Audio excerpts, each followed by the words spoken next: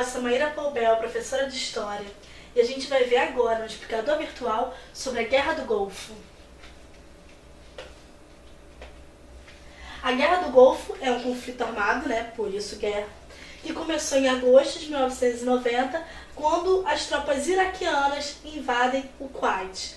Aqui é a foto do Saddam Hussein, para quem não conhece. Um dos motivos dessa invasão, alegado pelo presidente do Iraque, o Saddam Hussein, foi que o Kuwait estava prejudicando o Iraque no comércio de petróleo, vendendo o produto por um preço muito abaixo. Com isso, o Iraque estaria perdendo o mercado consumidor e precisando baixar o preço do seu petróleo no mercado internacional. E aí, querendo diminuir os prejuízos, o Iraque pediu uma indenização milionária ao governo do Kuwait. O governo do Kuwait não aceitou essa reivindicação de indenização e não efetuou o pagamento. Não tem que pagar nada, não vou te pagar nada. Outro problema também envolve os países do Oriente Médio. O Iraque estava reivindicando a devolução de um território que pertencia ao Kuwait, mas que o governo do Iraque afirmava que fez parte do Iraque no passado.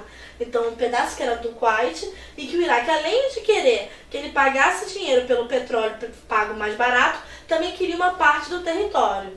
E aí, como o Kuwait ele não paga a indenização pretendida e também não entrega o território, o governo iraquiano vai enviar tropas para ocupar o Kuwait, tomando os poços de petróleo. Como é que vai desenvolver a guerra? A ONU, que é a Organização das Nações Unidas, vai condenar essa invasão e emitir um documento exigindo a retirada imediata das tropas iraquianas do Kuwait.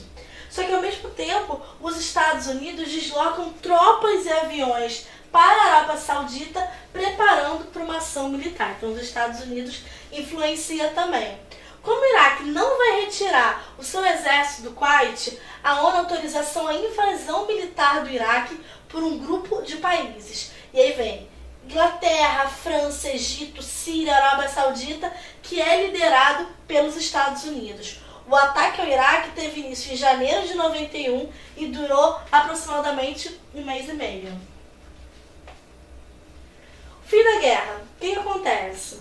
O Iraque é derrotado, o cessar-fogo foi aceito em abril de 91 e teve que retirar suas tropas do vizinho Kuwait, além de sofrer com o embargo econômico imposto pela ONU. Milhares de soldados e civis morreram ou ficaram mutilados nesta guerra e os prejuízos econômicos também foram assim gigantescos. Porém, o Saddam Hussein continuou no poder do Iraque e reorganizou com o passar dos anos a economia e o exército iraquiano. Gente, essa guerra ela ficou muito famosa e é muito conhecida porque foi uma das primeiras guerras que se acompanhou ao vivo pela TV. Então, os ataques feitos pelos aliados dos Estados Unidos ao Iraque, assim como o bombardeio iraquiano a Israel e a Arábia Saudita, foram transmitidos ao vivo pela CNN, um canal de televisão, durante toda a guerra. Responsável pela cobertura, os jornalistas acabaram ficando tão famosos quanto as imagens do bombardeio, que, embora reais, se assemelhavam a um jogo de videogame. Era muito novo você ver ao vivo aquelas imagens de uma super guerra. Parecia que você estava assistindo a um videogame. Bom, aqui vou mostrar para vocês como essa guerra, a grande questão foi ter aparecido na TV, mostrar para vocês algumas imagens, uma reportagem feita na época sobre essa guerra. A guerra explode no Golfo Pérsico.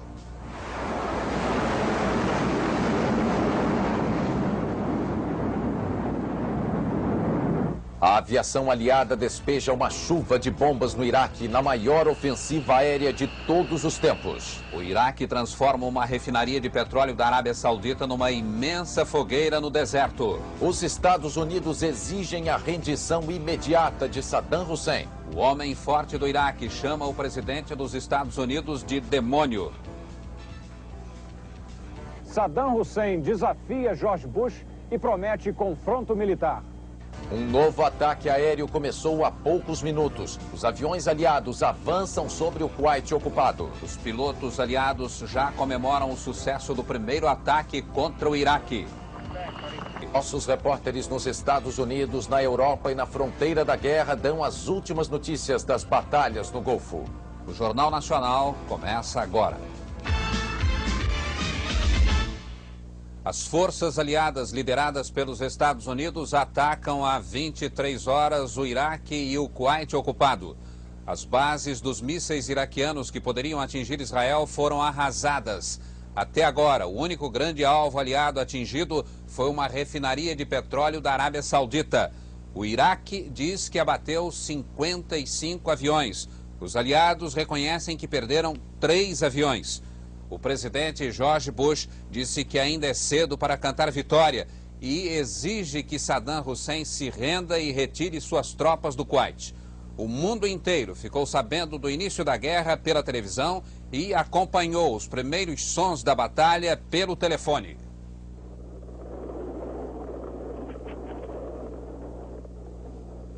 Desta base na Arábia Saudita, uma das maiores do mundo, decolou a esquadrilha do primeiro ataque. Caças bombardeiros F-15, tornados britânicos e caças sauditas e do Kuwait. Começava na madrugada o maior bombardeio aéreo da história. O correspondente da CNN, John Holliman, que está em Bagdá, assistiu o bombardeio da janela do hotel e contou emocionado pelo telefone o que estava acontecendo. As bombas continuaram a cair durante toda a madrugada. Depois a volta à base. Missão cumprida. O piloto conta numa entrevista a emoção do ataque. Todos estávamos muito excitados. Quando atravessamos a fronteira, vimos os alvos debaixo de nós.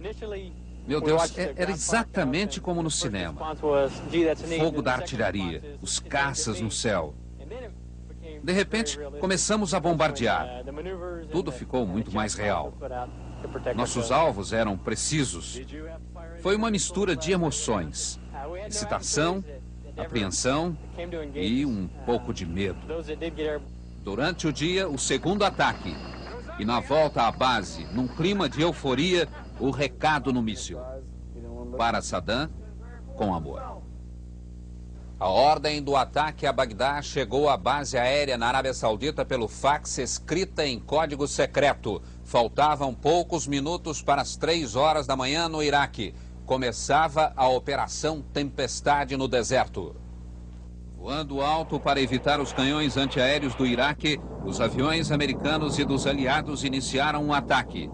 Em Bagdá, os alvos estratégicos eram a estação ferroviária de Bagdá, o aeroporto, as torres de rádio e televisão, o prédio dos ministérios, a sede do partido Baath e o palácio do governo. Em outros pontos do Iraque, o bombardeio destruiu os mísseis que estavam apontados para Israel e instalações militares, como fábricas de armas químicas e usinas e centros de pesquisas nucleares. O Iraque reagiu ao ataque dos aliados com fogo antiaéreo. A resposta iraquiana foi considerada tímida pelos especialistas.